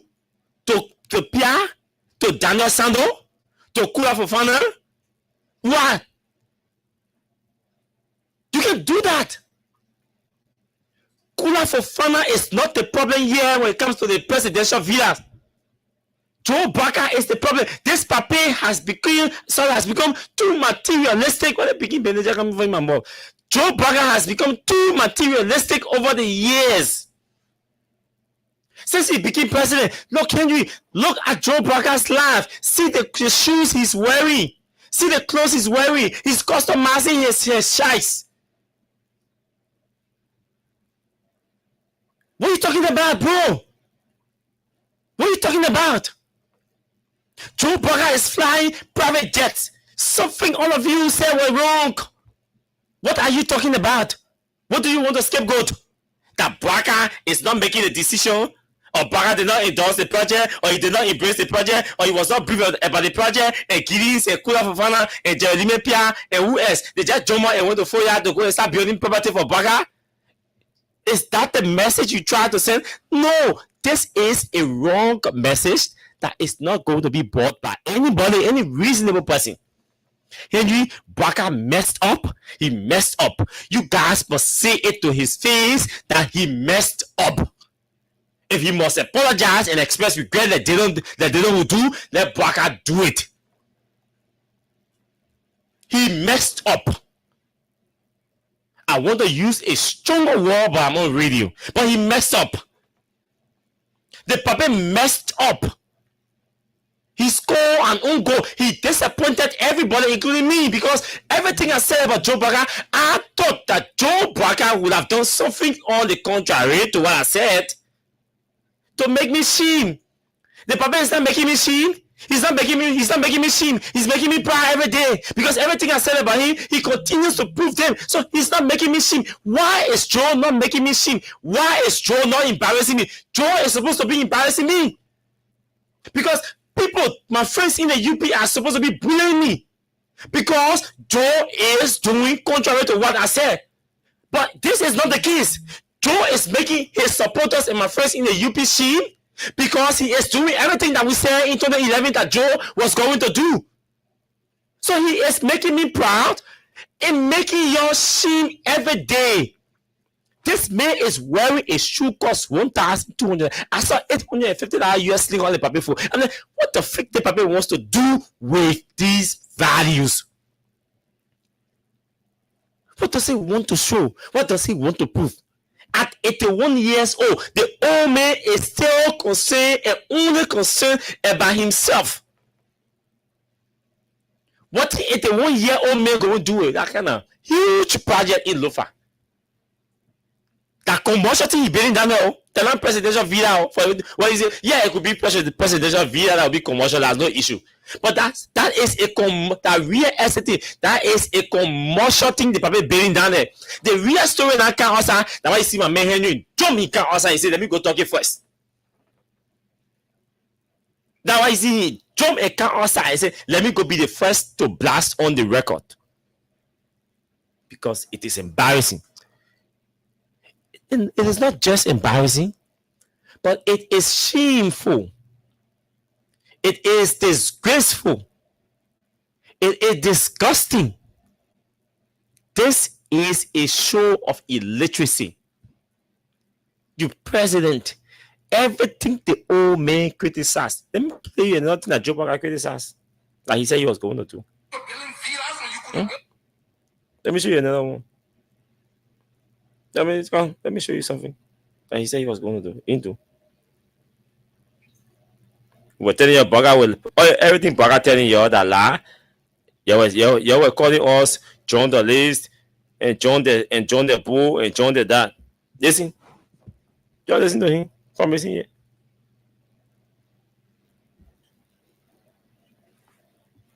Y'all listen to him. Hey, open now. Hey, technology. I miss the technology. The internet being in our country.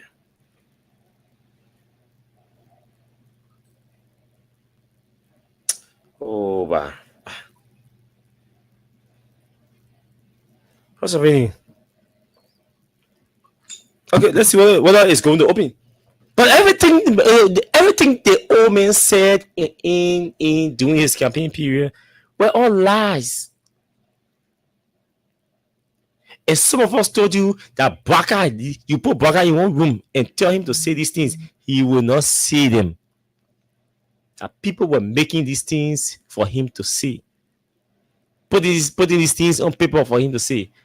They sit in his yard at their party headquarters when they are lecturing. They put these things in his ears, and he walks to the podium and speak them out. We're having no clue of how he will solve the problems.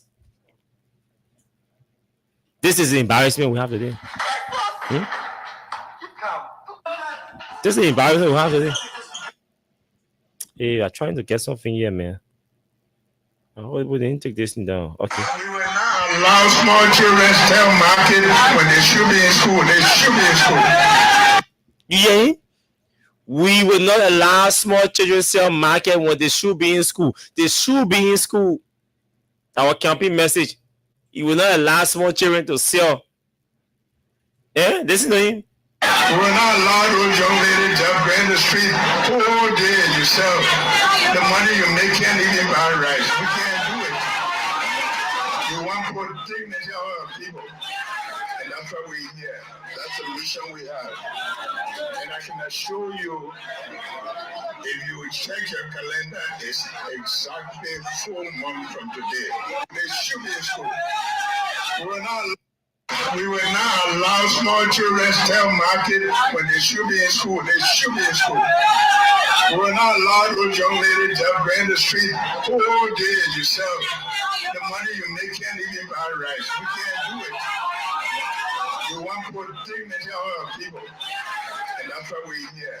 That's the mission we have. And I can assure you, if you check your calendar, it's exactly 4 months from today. Today's the 10th, right? Where is the election? We start checking. 4 months to the date. After 4 months, you will see a new Liberia coming up.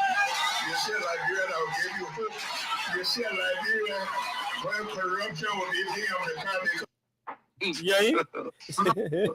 God have mercy. Somebody laughing at him. Imagine the only listening. You see a Liberia that will give you hope. You see a Liberia that will give you hope. Where corruption will be king of the country. Where corruption will be a thing of the past.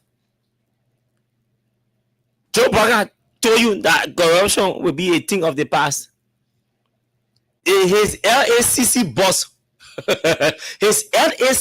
boss, walked out the Ministry of Information, Cultural Affairs, and Tourism regular press briefing and told Joe Biden on Mikat platform that 38 corruption cases were recorded just between June and September. Can you imagine? 38 corruption cases in 4 months. It did not come from CDC. It did not come from ANC or CMC or citizen movement. That data came from Joe Barker's LACC boss that he himself appointed. She told you that the man who promised to fight corruption, she told you that 48 corruption cases were reported. Persons have been dismissed? How many persons have been suspended? How many persons?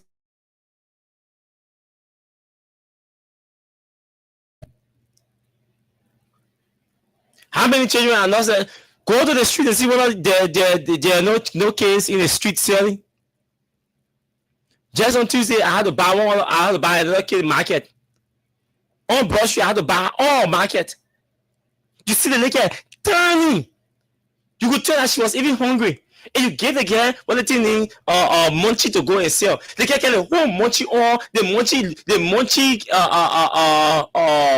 stuff even longer than her or taller than her. She had to put it on her shoulder, the other one on her shoulder. This girl 2 in the other hand, 2 in the other hand. To even cross the road is a problem. So as to and wash her, thinking she was crossing the road to go to her mother was there to wash her, not knowing that little child was alone. I just said she's 7 years old. Just the age of my son, Austin Jr. She said she's 7 years old. I felt so disappointed. I'm like, what? You are 7 years old and it's around 12 o'clock. You are supposed to be in school. Why are you not in school? She said, my mind sent me to my man. I get money to send me to school. But she's selling munchie in the street. I said, how much is the munchie? She said, I think it was 600 or something worth. Imagine the munchie, how the queue can be long, right? Imagine 7-year-old child having $700 worth of munchie. $7,000, I mean, worth of munchie. How much for the munchie? $100 for one. And she has $7,000 worth of munchie selling in the street. 7-year-old child. Where do you live? You only believe that little child lives in Clarotown. Clarotown. She left from Clarotown to come and sell on Broad Street. Munchie, 7 years old. This statement Braga made in 2023, because that was around July 2023, because it was like 4 months to the election. This statement motivated a lot of parents who were selling in the streets, a lot of kids who were also selling in the streets. And they went to vote, they went and voted Joe Braga with the expectation that Braga would have stopped, would have created an avenue, created a space, created an environment that at least the goods and services that these marketeers will provide under his regime will be valued enough to cater to their kids that will stop them from selling in the streets and send them to school. Where are they today? The number has swelled beyond Braga's age.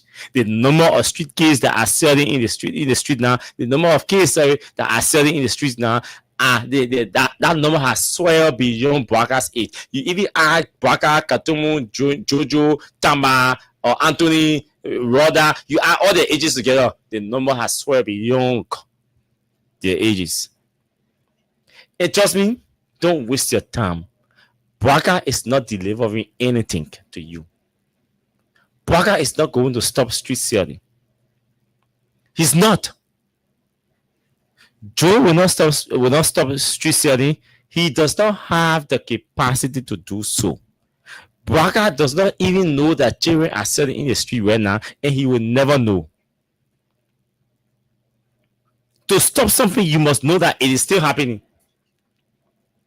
Braga does not know that kids are still selling in the streets, and they will not allow him to know that there are children selling in the street.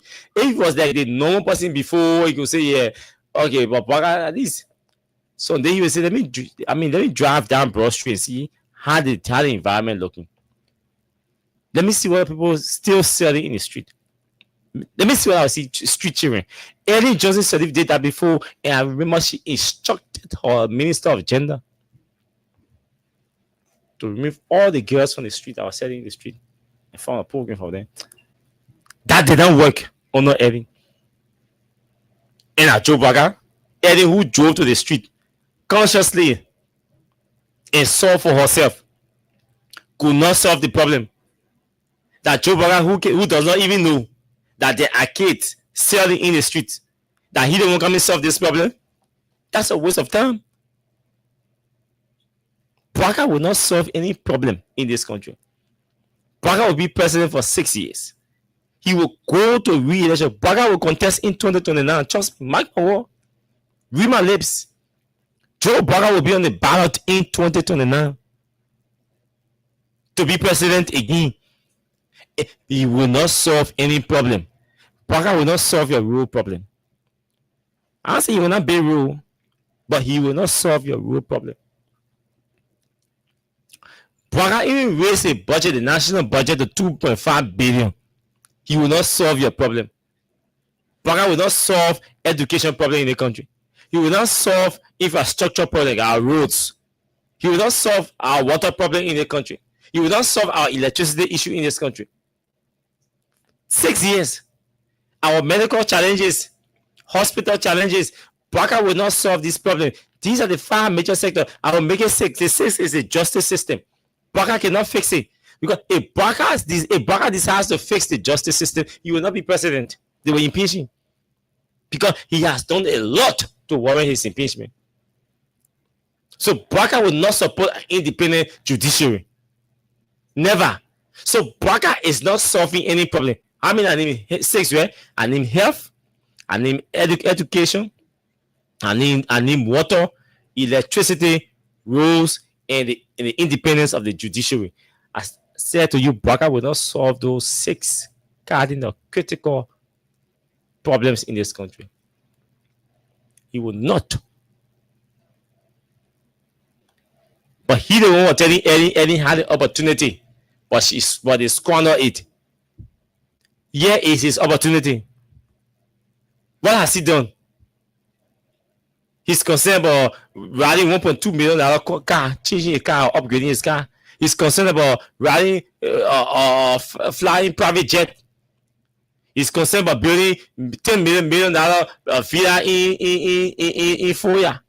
The Papa is planning for his retirement. Why are you thinking Joe Baka is running or governing the country? He's not. He's not. Look, you know what people can say environment stingy, which is far environment stingy, environmental bluffing, baby. There's a reason for that. One guy said to me, Austin, any man who lay say that stingy man, any man who lay say they can spend money. Woman is stingy. Any man who lay bluffing is stingy. Concerned about that said they won't spend on themselves, and they will not get tired of spending on themselves. So when will they spend on you? Then joking, I said, no, I'm not out of environment. I'm in that category. You know.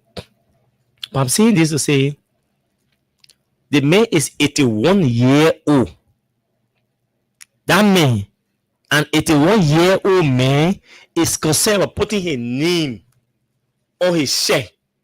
JMB on his shirt. 81-year-old man concerned about putting his name, customizing his name on his shirt. I mean, just imagine what I'm telling you. Just imagine the picture. Everybody around Baka say Baka me. The Baka me story you not hear before. First time hearing it. Okay. Everybody say Baka me. Everybody around him say he's stingy, including your own EPS people in a yard. Say he's stingy. Even Nana in person, he say me is stingy. The man is concerned with putting his name on his shirt. That make him solve the hospital problem. The man is concerned about upgrading the cars that they don't have any problem. That make him solve Liberia's roads problem. The man is concerned about wearing $850 US slingers. That man can solve your problem. The man is concerned about wearing $600, $700, $1,200 US coat suit. customer suits that the men there that come and solve your problem. See Bara's suits that he wears. Very expensive suits. Not even made in Liberia. Not produced in Liberia. But John Weah was wrong for buying clothes all over the country. He was wrong. John Weah was wrong for wearing an $870 US slinger. He was wrong. Today, Baka is right for wearing the same $850 US slingers. Today, yesterday, George Weah was wrong for wearing a shoes that cost $1,200 US. Today, Joe Baka is right for wearing a shoes that cost $1,500 US. Yesterday, George Weah was wrong for riding his that in a car where his son buy a brain for him. Today, Joe Baka is right for doing the same. He's right for doing the same. Joe, look at Baka shooting 1.5, 1.2, 8.50, 8.75. See his suits.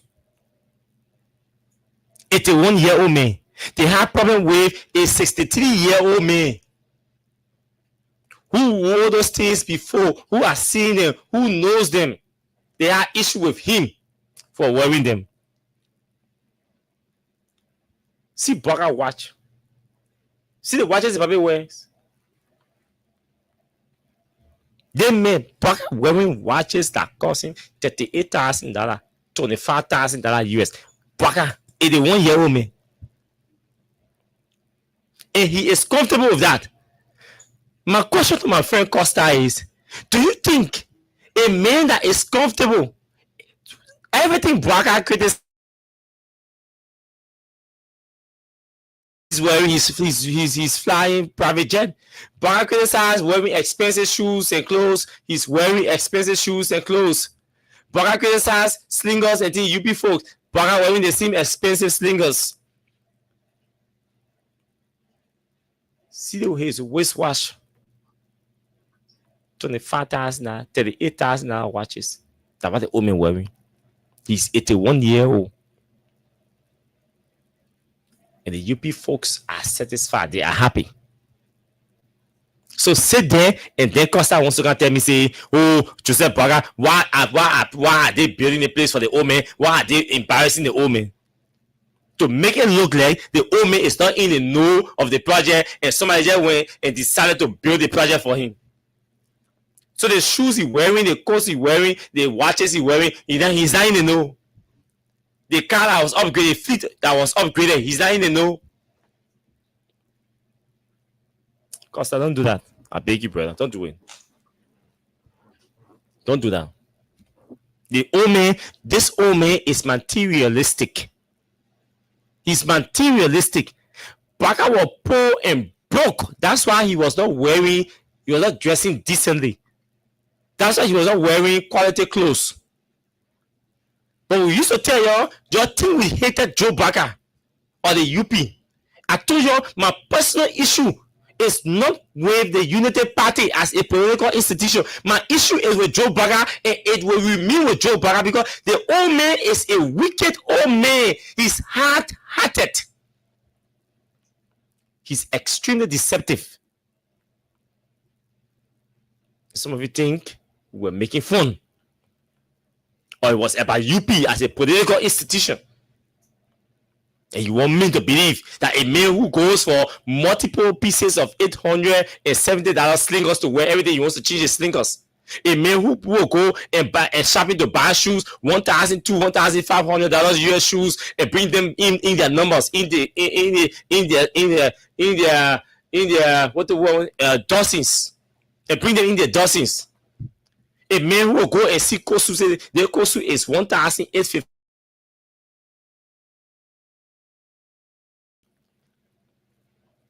And you want me to think that building a villa cost $10 million is easy for him? This man was in that very old house that his woman was roasting cassava in.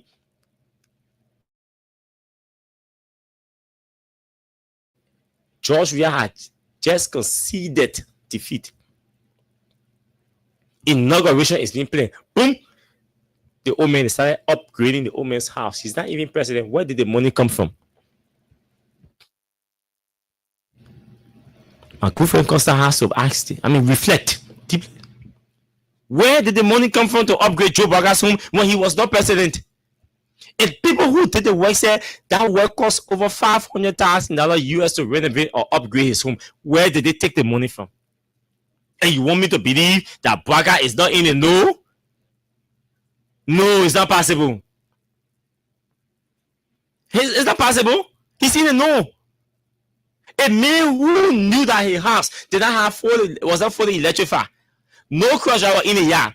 No fence the fence did not extend. The man is aware that people started, that the EPS started breaking people's fence down, started detouring people. Started upgrading the yard, expanding it. And he knew that he was not president yet. Did he care to ask where was the money coming from to upgrade the home when he was not president yet? Did he care to ask?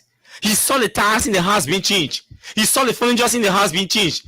He lived in the house. He knows the furniture that were in the house. He saw all the furniture in the house being changed. He saw all the yard being reshaped and everything. He saw everything. The lights in the house being changed. Everything in the house changed. The man knows his house. He lives in the house. He did not get 5 years enough to do any work in the house. He's seen the work being done in the house. Did he ask, where is the money coming from when I'm not president yet? And you want me to believe that Joe Braga is not in the know of a presidential villa that is being built in Lofa? In Foya, where he comes from? Hey, Costa, stop that thing, bro. Stop it. Like I said, this one, I'm constrained to publicly for the first time disagree with you. Your points are strong. Let's see the point you made on the presidential villa. But don't scapegoat Joe Braga. Joe Braga is in the know. It is his project. He went for it. He asked for it. He looked for the money for in the budget for it. That is why you see EPS people are manning the place. They are providing security. They're not police people providing security. They're EPS people providing security for the project. And you tell me Joe Braga is not in the know? Who sent EPS people to man a project that the entire government does not know about? Who gave the authorization to the EPS to send them to man that project in Lofa? Let's ask the question. We asked the questions the other day. Nobody answered us. We are asking again. The John Security team, Minister of Justice, is he aware of the project? Because there is the EPS there. Who authorized the EPS to man the place? If it has no connection to the government, if the government has no relationship with the project, if Joe Braga does not know the project, he does not own the project, if Joe Braga has no relationship with the project, it means there must be a VIP that is having relationship with the project. That's why a VIP security will go to protect the project, the property. That's abuse of our state infrastructure. That you take the EPS when there are VIPs that do not even have security. You take EPS to go man property that you see. Nobody knows who owns the property.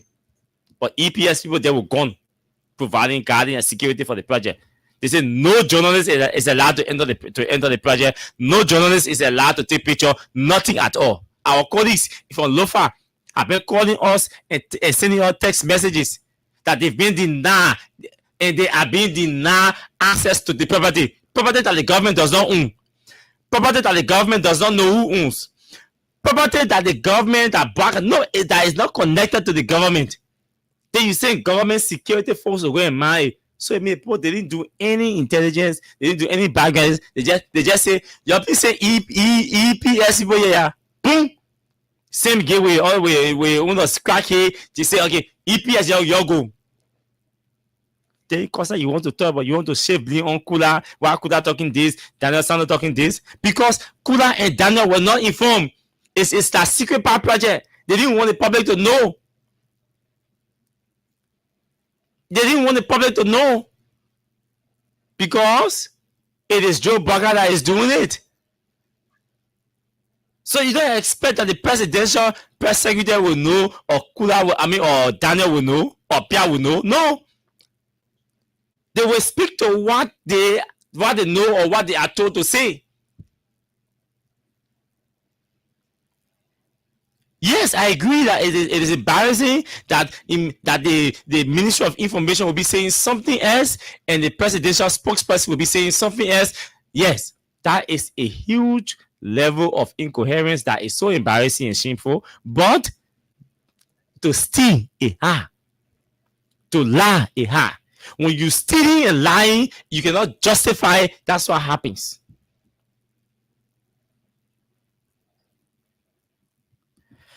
I have to go. So let me take 5 calls and go home. 0776 104 104 0886 500 104.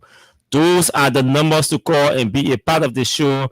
0776 104 0886 500 104. Let's just take 5 calls and go home tonight. It's already after 10 o'clock, so I will take just 5 calls and go home. This is the first caller. Good evening to you. Yeah. Hello, Austin. Hello, Mama. Let's hear you. Okay. Calling from Clarota. Calling for Clarota. Let's hear you. Okay. The senior man. Thank you, Austin. God bless you. The work that you're doing. God bless you. People, we get nothing to give you. Only God will give you. And the first thing is, I want to say congrats for your college. Thank you. Thank you. Thank you. That God bless you. We know you will do it for us. And everything we'll be talking with the old money. We'll be talking, we'll not get tired. We'll talk. Because the same thing, anything job you are doing, it was not correct that it is doing. So the one is doing now is not correct too or incorrect. Mm-hmm. And people can't correct our country, they can't damage our country when they say that, and then they say, they want it, that one, CDC, go bring it private. So, yeah, on I will bring it private. Now, 1 million person a day is our bullshit. Some people run on every day, period. They spend our country money, they pass for them. No, that's for him. So, but in the world, we're saying, you know, criminal activities again, if I get their part to say, what are they like? It's okay, Tom, when you talk to them, they're creeping there and long, right? They're creeping to be changing people there. Thank you, Austin. That God bless you. Thank you very much. Next person. Let's make our points within 1 minute. Go ahead. Good evening, Austin Tower, and good evening, the people that can come out here. My name is John Simon. I call you for comforting today. Go ahead. Thank you so much for the topic of discussion. One thing they give me the love, why would you appreciate blame on other people for the support that own problem that you come? No condition that you will tell me they will be building, they will be having some project in Lopa, Fuya, for children in Waka, and somebody just go there from nowhere and just put it without a consent. The president knows very much about that project. Why? Who can we say blame on?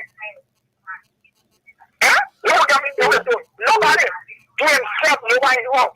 The people is corrupt, and this is the reason why the people keep to the people and deceive us, lie to us, get a lot of promises. Thank you. Let's take the third caller. Good evening to you. Yeah, good evening, my brother. Let's hear you. My name is Prince Oblade. I told you about Mark Gibby, they have your city. Mark Gibby, go ahead. Thank you. Let me say thank you for the topic of discussion tonight. If you people said it, we the campaign, we people not listen to you guys. And today, the Europeans are ashamed of themselves. And this is what about shaming carry them. If you see, they can all say all this thing about our presidential house they are being today. There's people ashamed, they are ashamed of you people. So this is why they are there coming all confessing. Thank you very much. Let's take calls from this other line. The last 2 calls from here. Let's see where we can get this one here. Good evening to you. Let's hear you. Hello. Okay. Good evening. Yeah. Hello, Mr. Ozzy. Hello. Please go ahead. Yeah, this is Linda calling from Prophet Motokono. Linda Motokono. Hello. Linda. Okay. That always can do that other thing. Yeah, I just want to say guys, thank you. Okay, thank you, Linda. Good evening to you. Let's hear you. I don't know if there's several, and I'll free from my comfort zone. Like, to the people that this government was very insane to the plan. Now, we have not seen anything about this government. All what they contain is prepared government for our job we have built for the sharing California. Today, Waka is building presidential villa. Today, Waka is renovating a force in rehab and what have you. Today, he said he will ride a care to go to the affected mansion, but he ride 1.2 legs of vehicle too. Okay. So you contain private jet today, and you are seeing the conscreen and food theater. We ride commercial flight, commercial flight, we ride private. Okay. So nothing has changed. People can only sit on the fence, quick start. They look at it, we talking to the people if they get it now. You can't see anything practically. That's why we're going through with Joseph Walker. Everything is skyrocketing, with artificial scarcity. Something that we are seeing. Yeah. Thank We're you. waiting for 2029 to retire. I know. That's all we can do. We can't take the guns. We can't use the bullets. We have to wait for 2029 and let him complete his original tenure, and then we can chase him out of our presidency democratically. So I want to go to the international number and take 2 calls from there, and then we can go home. So there's take 2 calls from the international number. This is the first person. Let's hear you, my brother. Go ahead. Hey, Austin, thank you very much. My man, Austin, I hear say you know defend on Babla Fio. Say you teach us defend. You make it okay, I can't tell the penalty. Say, I don't feel like having your penalty, I can't okay, forced to take it. Because the mayor scored if you are playing. The way they are not keeping it, go sit down. You say you're tired. I mean, I enjoy the topic today, man. You know that horse business, or I know that Vida working the Bay. When President Baga took the private plane, he left from Monrovia, he went to Lofa, and he made that statement, say, yeah, I say, I'm going to eat your own way, I must take your thing where I'm going to take, but I want to make sure you take care of the people in the area. Like, on a way of sitting there. You know what you doing now? You decide to go take care of the people in the area. You're there 2 years, you're not able to pay that thing. Now, the late opportunity in here, you put in your clothes. They may wear in pack a thing. Yeah. They may wear everything. They may wear Mario setting and all. They may sure they may wear right now. I mean, easy. Yeah, they took the old man. They took the old man to Paris. They took the old man to Paris, and the old man is requesting a Gucci shoe. What? In 1 year old man, why you want to do a Gucci shoe? Oh, they make body like bro right now. I'm like, what? When they make coming, they tell you they can see people on Broad Street train and say anything. When they make coming, they can block the traffic for over 2 hours before they may even can start coming. Who they may see on the road? Nobody. That they are flying, going, nobody to do it. So that they love the experience it.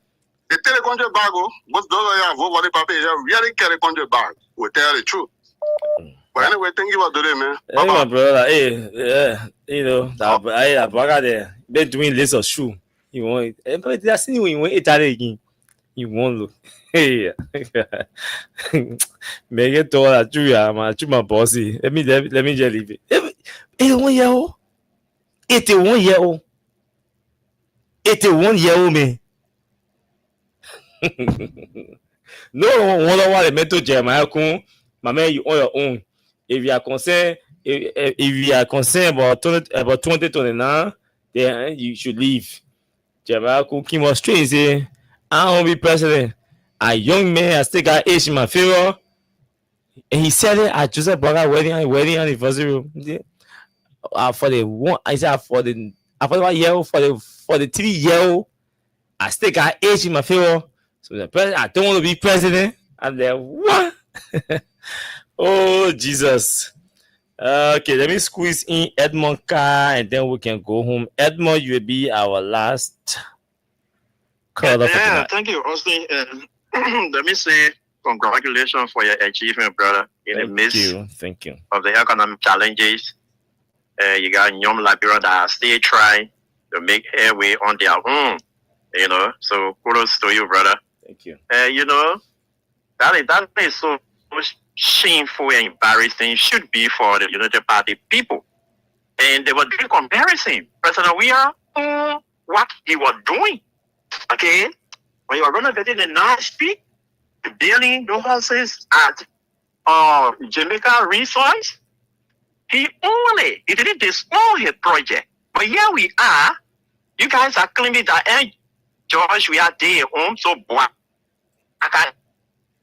he's doing his home. If you come out to say the president don't know about it, the other gentleman who has lost his character, has lost his political space in Liberia, want to make a comeback at the expense of CDC, thinking that when he denigrate us, the Unity Party people will welcome him. He opened his mouth and said, I don't know anybody, it was a great space. Great space was doing it as a surprise. Man, you talk about million, 10 million, then somebody would do it as a surprise? Is that a 50,000 or 40,000 vehicle? Somebody wanted to go buy a car and say, hey, Austin, close your eye. He present the key when you open it, there's a surprise. 50,000 or 40,000. You talk about 10 million. In the struggling economy of the Republic, Boakai is fully aware of our project. He approved it. He sanctioned it. But what is embarrassing is they don't want to disclose the source of the funding of that project in Lofa County. That is the reason why they kept shifting blame and tap later on the issue. If the national legislature was so serious that the legislature not inviting proper white minister, not inviting minister of state, Boakai himself would have been invited. But he on the window stay and asking some question. Let the old man tell us where that money came from to build that which he is building in Lofa County. But here we are. Sorry for it. There is no legislature. We are here on our own. So it is Boakai project. So if even Boakai leaves the presidency, will Boakai has the ability to maintain that project? Does he have the ability? So it is a waste of government resources, but we will know. And time will soon tell who own it and how he own it. Thank you, Austin. Thank you. Any minute again, asset recovery looking for properties. And everybody that's owning a property in Lofa, the asset recovery people say, we don't go in there. Come on. I know you're sleeping now. You gotta go back small, yeah? Okay, let's go. We got asset recovery in our country. Chasing people properties. What? There is a property in Lofa. Everybody say, we don't know, we can get it. That the first property there that asset recovery people are supposed to go confiscate. Man, you serious, yeah? Oh, jokers. Let me say thanks to all of you for joining the show today. We shall be back here tomorrow by God's grace. Until then, do have yourselves blessed moments in your respective areas. My name is Austin Kawababa. And now you need to deceive us.